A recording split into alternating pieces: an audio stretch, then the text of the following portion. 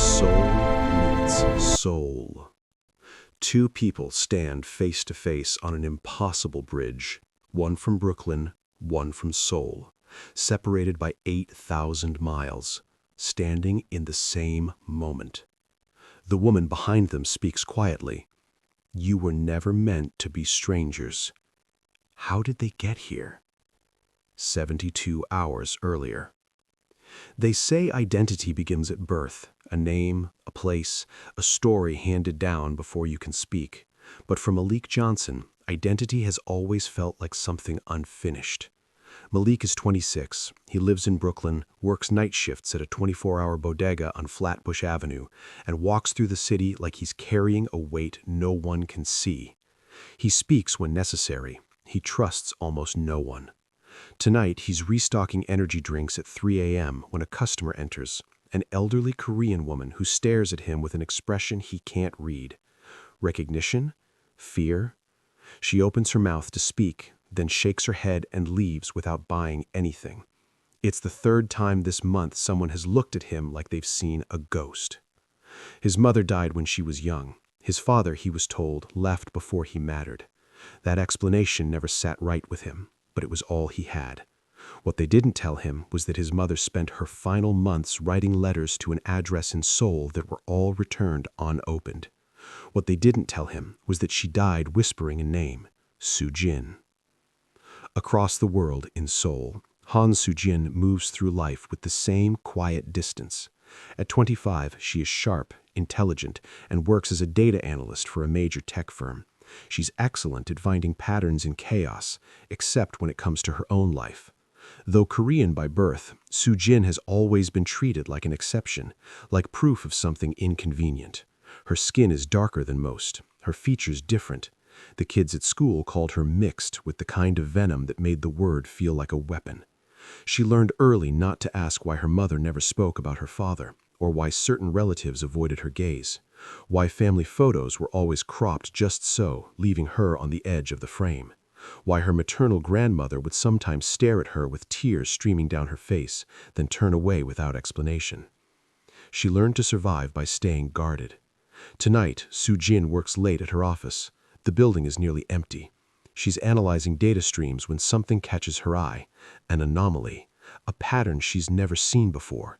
Hidden within the company's metadata is a trail of encrypted communications dating back 26 years, all linked to a single code name, Bridge Protocol. Her clearance shouldn't allow her to see this, but here it is, and buried in the data are two names, Han Ji-woo, Maya Johnson, her mother's name, and a name she's never heard before. One ordinary morning in Brooklyn, one ordinary night in Seoul. Two phones vibrate at the exact same moment. The message is simple. Meet me at the bridge. No name, no number, no explanation. Malik stares at his screen during his break. Scams are common. Mistakes happen. He locks the phone and keeps walking. But something makes him look at the number. It's not random digits. It's his birthday, backwards. In Seoul, Soo-Jin does the same. Her number? Her mother's death date, also backwards. Seconds pass. Then another message appears. Personal, precise, impossible. For Malik, your mother used to sing you a lullaby in Korean. You never knew what the words meant. They meant you are not alone in this world. For Soo-Jin, when you were 4, you drew a picture of a family. Your mother tore it up and said, "We don't draw lies." You never drew people again. Fear replaces doubt, because coincidences don't know secrets. Malik's hands shake. He only hummed that lullaby when he was alone, in the dark, when the loneliness felt like it would consume him. No one knew about that. Soo-Jin feels her chest tighten. That memory, she had buried it so deep she'd convinced herself it was a dream. How could anyone know? Neither understands why, but both feel the same pull, the same quiet certainty forming in their chest. This message isn't random. This is about me. A third message arrives simultaneously on both phones. You've been looking for answers your whole life. I have them, but they come with a price. Are you willing to pay it? Malik types back, "Who is this?" The response is immediate. Someone who knows what they did to you and to her. Her who? Malik types. No response. In Seoul, Soo-Jin's analytical mind kicks in. She traces the message. It bounces through 17 countries. Professional-grade obfuscation, military-level encryption. This isn't a prank. This is someone with resources, someone with reach. She receives another message. You found the bridge protocol, smart, but you only scratched the surface. Keep digging and they'll know. Come to the bridge and I'll show you everything. Who are they, she types. The same people who made sure you and your brother would never meet. The word hits her like electricity. Brother. As Malik moves through Brooklyn that day, every sound feels sharp, every memory closer to the surface. The messages continue. They don't threaten. They don't demand. They ask. Do you remember the social worker who came when you were 7? The one who asked if anyone from overseas had contacted you? Malik did remember. The woman had kind eyes, but asked strange questions. His foster mother at the time had sent her away. Do you remember lying to her, saying no one had called? He had lied, because 3 days before, someone had called. A woman with an accent, crying, saying she was looking for Maya Johnson's son. The foster mother had ripped the phone away, hung up, and told Malik if he ever mentioned it again, he'd be sent somewhere worse. He was 7 years old. He believed her. That woman was Han Ji-woo. She was trying to find you. Malik stops walking. The Brooklyn street blurs. People pass by, but he doesn't see them. Another message. She tried for 3 years. They stopped her every time, made her choose between finding you or keeping Soo-Jin safe. She chose her daughter. Can you blame her? In Seoul, Soo-Jin walks through crowded streets, surrounded by people, yet painfully alone. Old wounds reopen with each new message. Your father's name was Park Min-ho, diplomat, posted to Seoul in 1997. He met a woman named Maya Johnson. She was working as a cultural liaison. They fell in love. Soo-Jin's mother had always said her father was a mistake, a moment of weakness, a shame she carried. Maya got pregnant first with you. Your father wanted to marry her. His government said no, too controversial, a black woman and a rising Korean diplomat. So they made a deal. The next message takes minutes to arrive. When it does, it changes everything. He could stay with Maya if he gave up his career, or he could stay on the path they'd chosen for him if he walked away. He chose wrong. But then he met your mother. History repeated. And this time, when Ji-woo got pregnant, they told him, you can acknowledge this child, or you can have everything you've worked for. You can't have both. What did he choose? Soo-Jin types, her vision blurring with tears. He chose his career again, but your mother refused to give you up, so they compromised. She could keep you if she promised never to speak of him, never to contact Maya, never to acknowledge that you had a half-brother in America. Where is he now? Your father? Dead. Suicide. 12 years ago. The guilt finally broke him. But before he died, he left something behind. Evidence, names, dates, proof of what they did. Proof that you and Malik weren't the only ones. In Brooklyn, Malik receives coordinates, a location in Red Hook, an old warehouse by the water. In Seoul, Soo-Jin receives coordinates, an abandoned bridge near the Han River. Then, on both phones, a warning arrives. If you go to the bridge, your life will change. You'll learn the truth. But the truth has enemies, powerful ones. They've kept this secret for 26 years. They won't let it go easily. Neither replies. Neither deletes the message. Malik goes to the warehouse first. It's the next evening, twilight settling over Brooklyn. The building is abandoned, graffitied, windows broken. He shouldn't be here. Every instinct tells him to leave. But he doesn't. Inside, he finds a box hidden behind loose bricks. Inside the box, photographs. Him as a baby, held by a young woman he recognizes from the one photo he has of his mother. But in these photos, she's happy, radiant. And next to her stands a Korean man in a suit, looking at her like she's his entire world. There's a birth certificate, his, but it lists a different name under father, Park Min-ho. There are letters, dozens of them, from his mother to an address in Seoul, all returned, recipient unknown. But someone had opened them. He can see where the seals were carefully re-glued. At the bottom of the box is a phone, old, flip style, a post-it note stuck to it. Press play. He does. A video file loads, grainy, security footage from what looks like a government building, date stamp, July 15, 1999. His mother, younger, pregnant, being escorted out by two men in suits. She's crying, arguing. The audio is muffled, but she can read her lips. Please, he has a right to know. They both do. A woman appears on screen, older, authoritative. She says something to his mother. His mother's face crumbles. She pulls her daughter close and nods defeated. The video ends. A new message appears on Malik's phone. That woman, the one giving orders, her name is Evelyn Park Johnson. She worked for a program that didn't officially exist, Bridge Protocol. Its purpose to eliminate problematic international relationships that could damage diplomatic relations. Your mother and father? Problematic. 47 other couples also problematic. All separated, all silenced, all their children scattered across the world, never knowing they had siblings. Where is she now? Malik types. Your May? Dying. Stage 4 cancer. She has 6 months, maybe less, and she wants to talk. In Seoul, Soo-Jin has been digging deeper into the data she found. She's accessed files she definitely shouldn't have access to.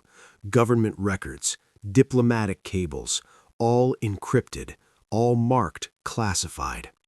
But she's good at what she does. She finds passenger manifests, Maya Johnson, multiple trips to Seoul between 1997 and 1999, all official business, cultural exchange programs. Then nothing, a void. She finds hospital records, redacted, but she can see the edges. A birth, Seoul National Hospital, October 12, 1999. Mother, Han Yi-woo. Father, redacted. Witness, Evelyn Park Johnson. Another birth, Brooklyn Hospital Center, February 3, 2000. Mother, Maya Johnson. Father, redacted. Social worker assigned, Evelyn Park Johnson. The same name at both births. Soo-Jin's phone rings, unknown number. She answers. You need to stop digging.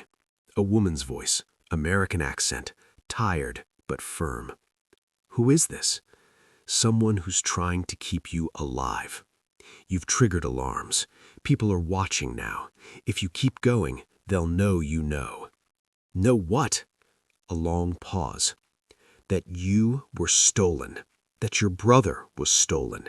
That we built our careers on breaking families apart and calling it diplomacy. Evelyn Park Johnson? Yes. Why are you calling me? Because I'm dying, and I'd like to do one decent thing before I go. Meet me at the bridge. Tonight. Sunset. I'll tell you everything. But come alone. And Soo-Jin, the woman's voice breaks slightly. Bring something to remember your mother by. You're going to need it. The line goes dead. One final message appears on both phones simultaneously. Tonight, sunset. This is your only chance. After tonight, I'll be gone, and the evidence with me. They're already trying to bury this again. You have hours, not days. And beneath it, a photograph. A bridge neither of them recognizes, but somehow Impossibly, both know exactly where it is. Malik feels it in his chest, a pull like a compass needle finding north. Soo-Jin sees it in her mind. The bridge appears like a memory she's never lived. Malik reaches an old pedestrian bridge in Red Hook just as the sun begins to set. The city should be alive with evening noise, but the space feels wrong, too quiet, like the world is holding its breath. The bridge is old, abandoned, scheduled for demolition next month according to the sign. It stretches over a narrow canal connecting two warehouses that haven't been used in decades. But as Malik steps onto it, the air changes. In Seoul, Soo-Jin arrives at a bridge near the Han River as streetlights flicker on. It's a pedestrian bridge, rarely used, connecting two parks. The water below reflects neon signs that ripple unnaturally. She checks her phone. No signal. Strange. She had full bars a minute ago. She steps forward onto the bridge. Malik does the same, 8,000 miles away.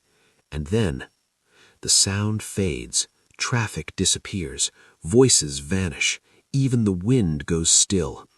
Time stretches thin. Malik feels it first, a dizziness that has nothing to do with height.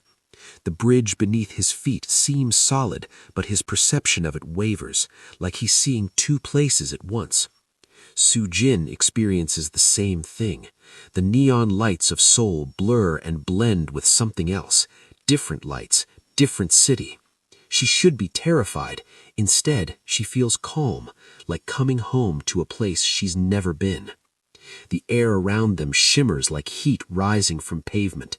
The bridge beneath their feet seems to warp, not breaking, but bending, folding space in ways that shouldn't be possible.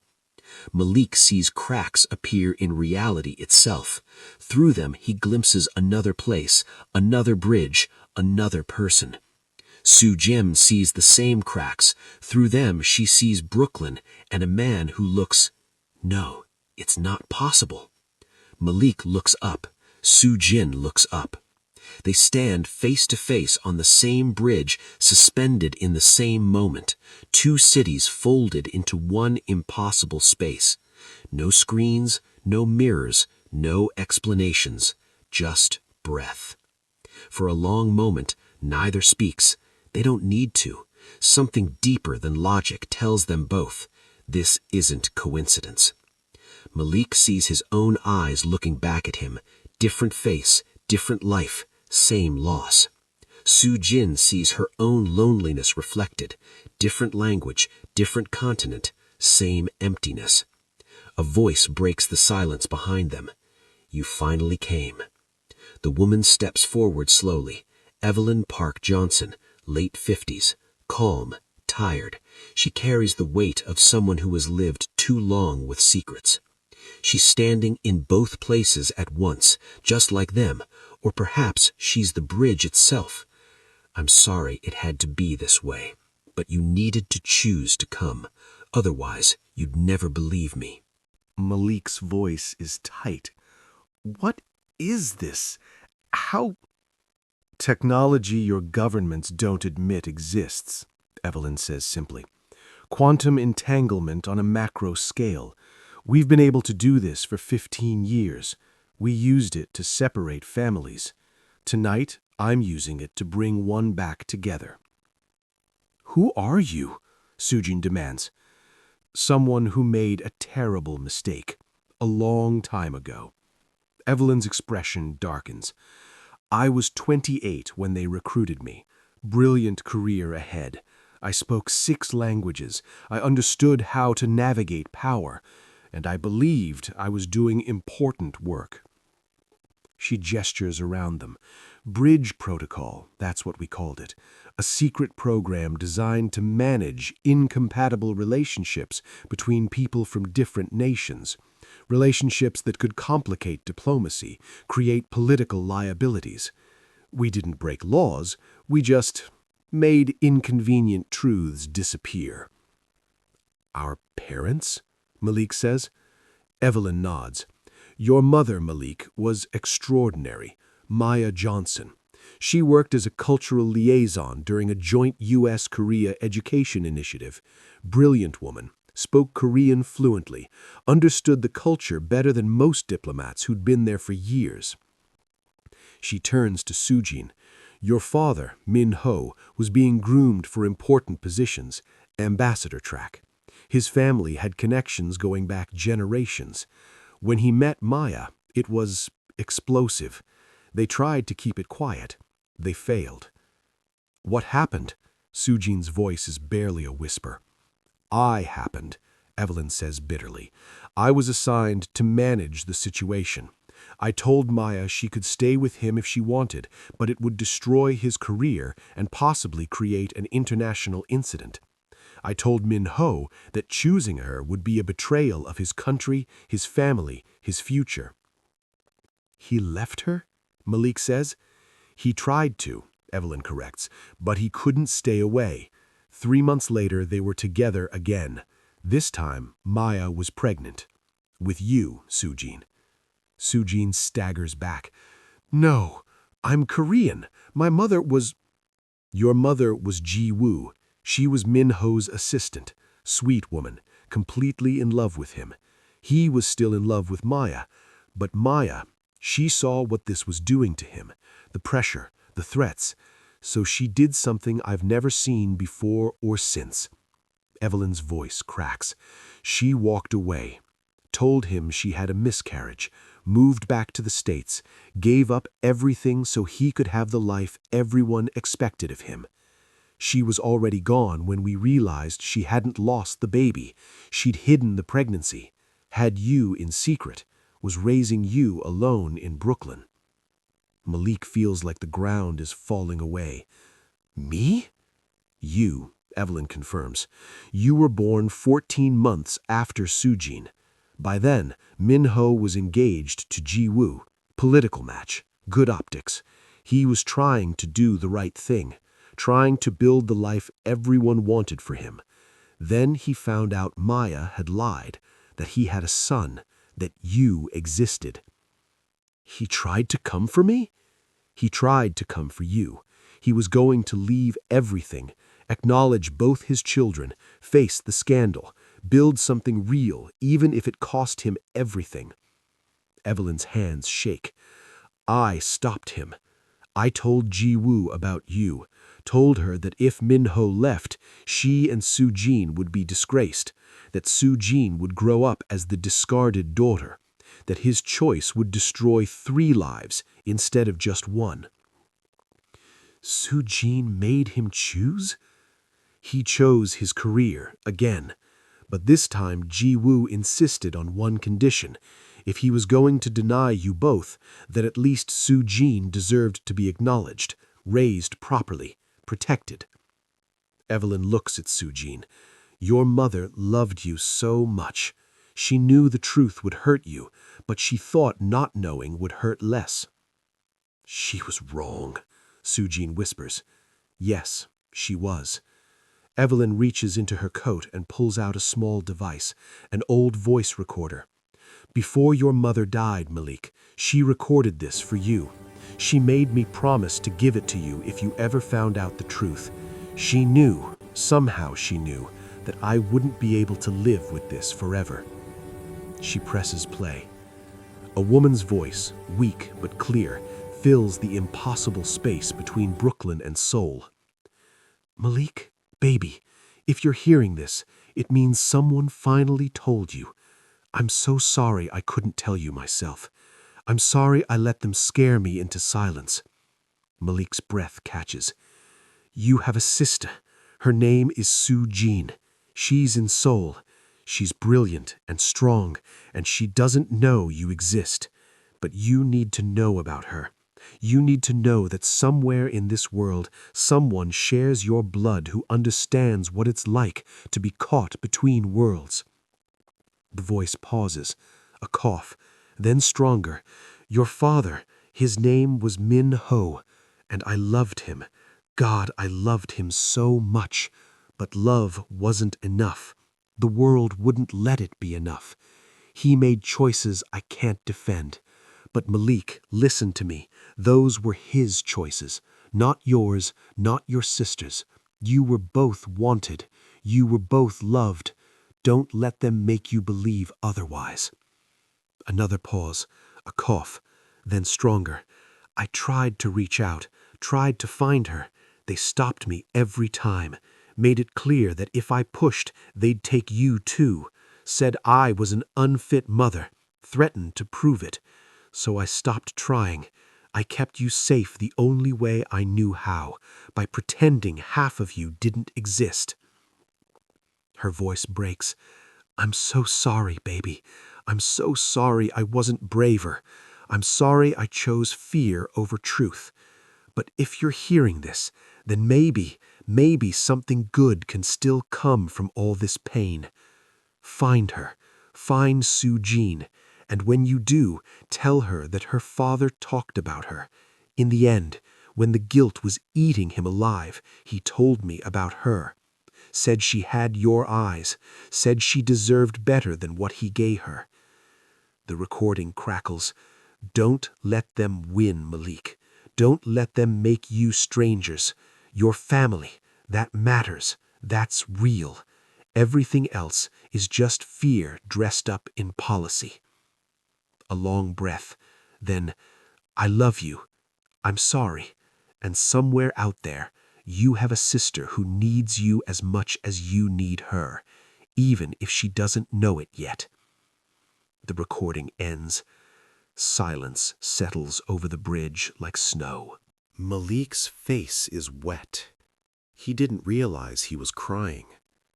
Soo-Jin is trembling, her hand pressed to her mouth. "Why now?" Malik finally asks, his voice raw. "Why bring us here now? Why not years ago?" Evelyn's expression softens with something like regret. "Because I was a coward. Because I believed the lies I told myself, that this was necessary, that we were protecting national interests, that the ends justified the means. Because I built my entire career on this program, and I didn't want to see what it really was." She coughs, a wet sound that speaks of illness. "I'm dying. Stage 4 pancreatic cancer. 6 months if I'm lucky. And when I got the diagnosis, I started thinking about legacy, about what I'd leave behind, and all I could see was the families I'd destroyed, the children I'd turned into orphans while their parents were still alive." "So this is about you feeling better before you die, clearing your conscience?" "No," Evelyn says. "This is about giving you a choice I never had, the choice to know, to decide for yourselves what to do with the truth." She pulls out a tablet. "There are 47 other pairs, siblings separated by the bridge protocol, some in the US and Korea, others scattered across 12 different countries, all with the same story. Parents from different nations, relationships deemed problematic, families torn apart." She shows them the screen. Faces, names, ages, locations. 3 of the siblings have already died, never knowing. 5 sets have been reunited, quietly, with no proof, no acknowledgement. The rest are still out there, still searching for something they can't name, still feeling incomplete. Soo-Jin steps closer, looking at the faces. "You're giving us this? I'm giving you the choice of what to do with it." Evelyn's voice is firm now. "I have evidence, documents, recordings, proof that this program existed and what it did. But if I release it, there will be consequences. For me, yes, but I'm dying anyway. For the governments involved, massive scandal, diplomatic crisis, heads will roll." "Good," Malik says coldly. "Maybe," Evelyn allows, "but there will also be consequences for the families, the siblings. Some of them have built lives on the stories they were told. Some have families who don't know the truth.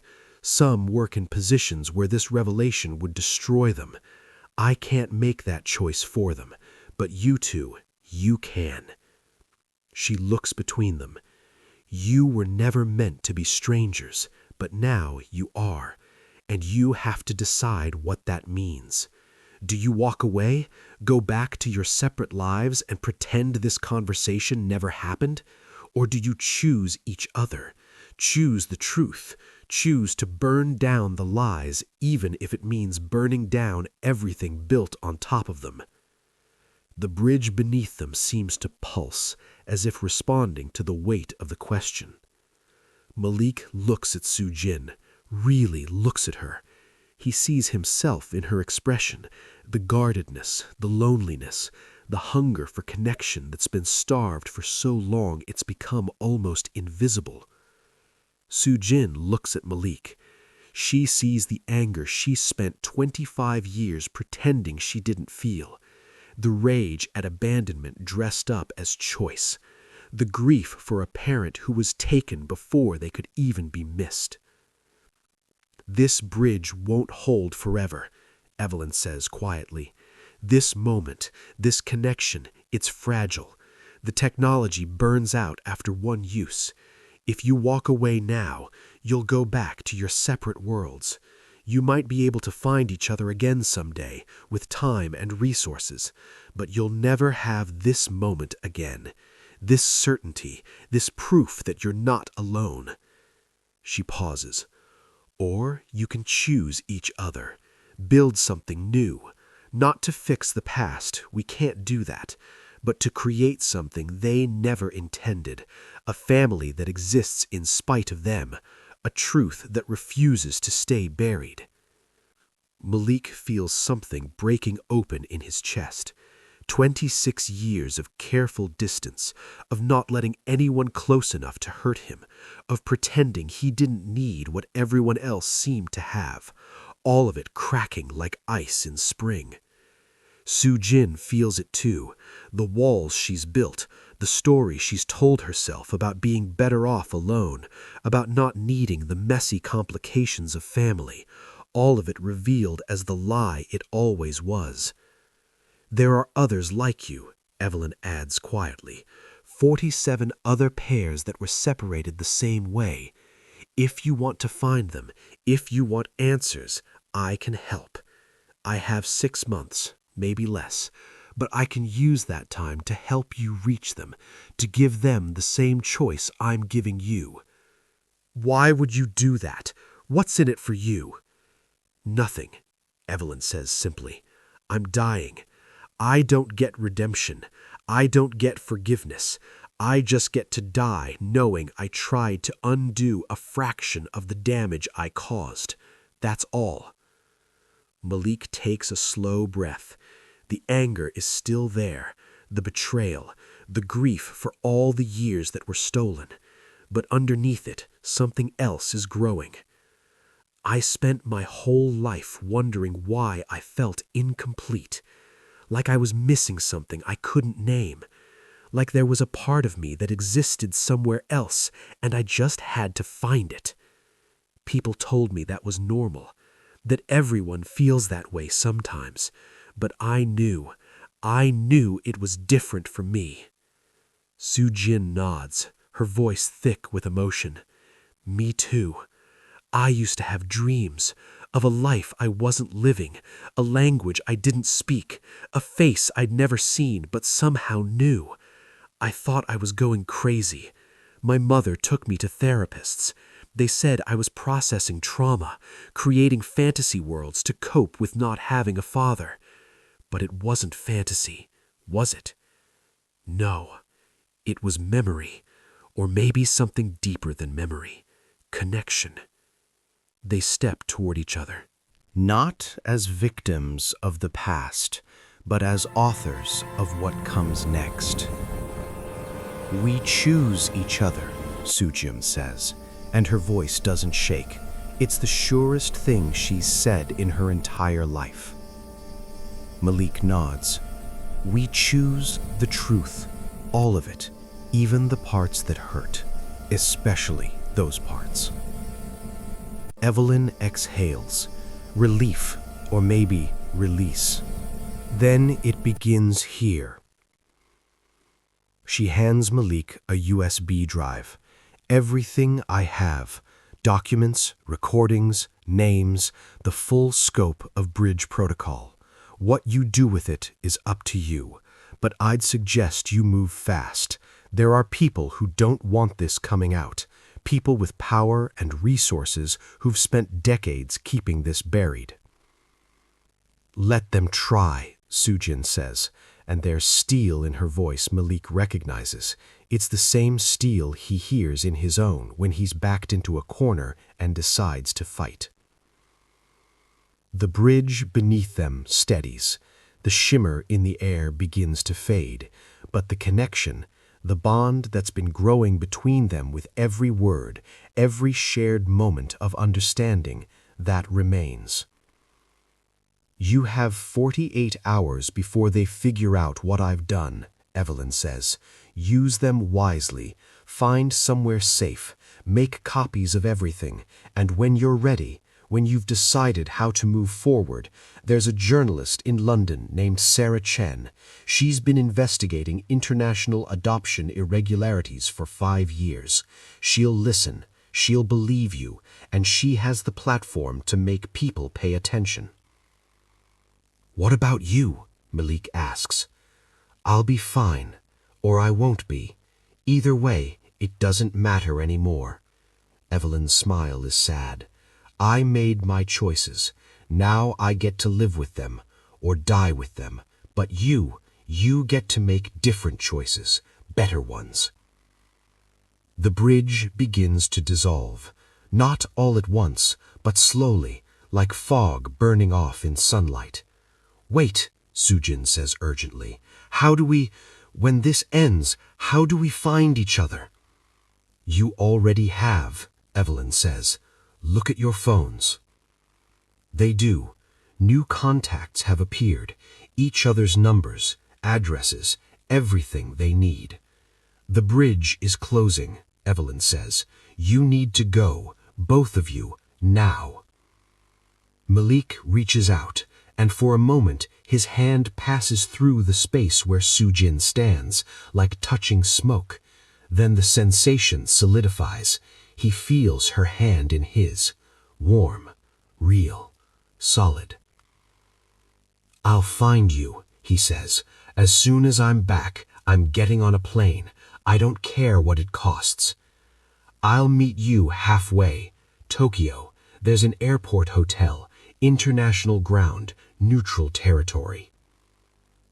48 hours, Malik confirms.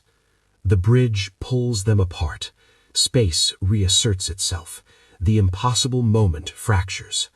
Malik finds himself alone on the Red Hook Bridge, the sun now fully set, Brooklyn coming alive with night sounds.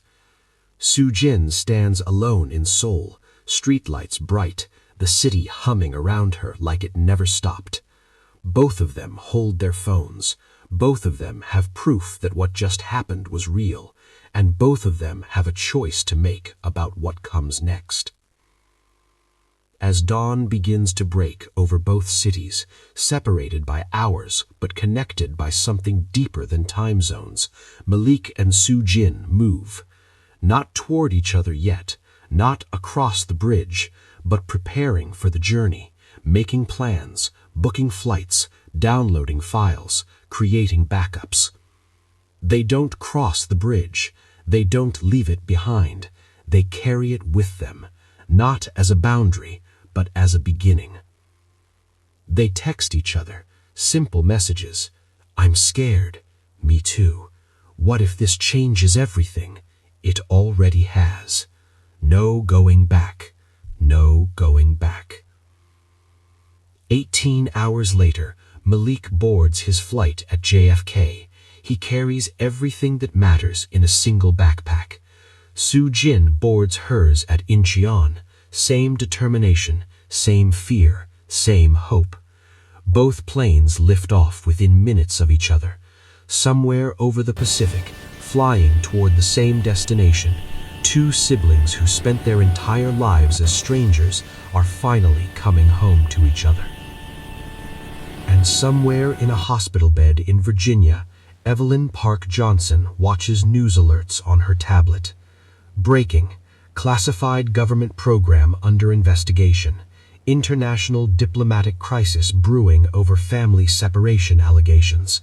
47 sibling pairs, the bridge protocol scandal unfolds. She closes her eyes. Not redemption, but perhaps a beginning. The bridge may have dissolved, but the connection remains. And in Tokyo, at an international airport hotel, two people who were never meant to meet are about to rewrite everything. And somewhere in between Brooklyn and Seoul, a dying woman watches surveillance feeds of two people she's never met in person begin to dismantle the lies that shaped their entire lives. She allows herself to hope, just for a moment, that maybe, just maybe, some mistakes can be corrected after all, even if it's too late for forgiveness, even if it changes everything. End of part 1. The story continues, where soul meets soul. This is only the beginning. What happens when they finally stand face to face in Tokyo, not through quantum bridges, but in flesh and blood? What secrets lie hidden in that USB drive about the other 47 pairs scattered across the world? And who are the people in the shadows, the ones who've spent decades keeping bridge protocol buried? The answers are coming. If this story moved you, if you felt Malik's loneliness, if you recognized Soo-Jin's quiet ache for belonging, if Evelyn's confession made you wonder about the secrets hidden in your own family's past, subscribe, because their journey is far from over. Part 2 arrives next week. The Tokyo reunion, the other 47, and a conspiracy that goes deeper than anyone imagined. Leave a comment and tell us, would you have walked onto that bridge? If you discovered a sibling you never knew existed, what would be the first thing you'd say to them? Your thoughts matter to us. This story is as much yours as it is theirs. If this gave you pause, if it made you feel something you weren't expecting, a like helps us reach others who need to hear this story. Stories about identity, about family, about the courage to choose truth over comfort, they matter now more than ever. Turn on notifications, not because we're asking, but because what comes next will answer questions you didn't even know you had. The Bridge, Part 2, The Other 47, where soul meets soul, where strangers become family, where truth refuses to stay buried.